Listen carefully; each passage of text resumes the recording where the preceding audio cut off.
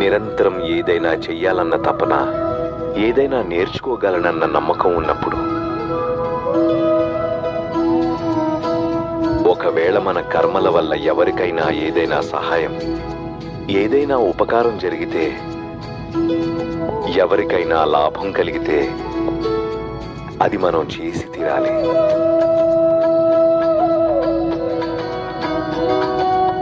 మనం ఎల్లప్పుడూ మంచి కార్యాలు చేసుకుంటూ పోవాలి. మన ఇంట్లో, కుటుంబంలో, సమాజంలో అన్ని చోట్ల బాధ్యతల్ని పంచుకోవడానికి సదా మనస్ఫూర్తిగా సన్నద్ధంగా ఉండాలి. అప్పుడే మన ఈ జన్మ సార్థకం అవుతుంది. నాకు అర్థమైంది సాయి.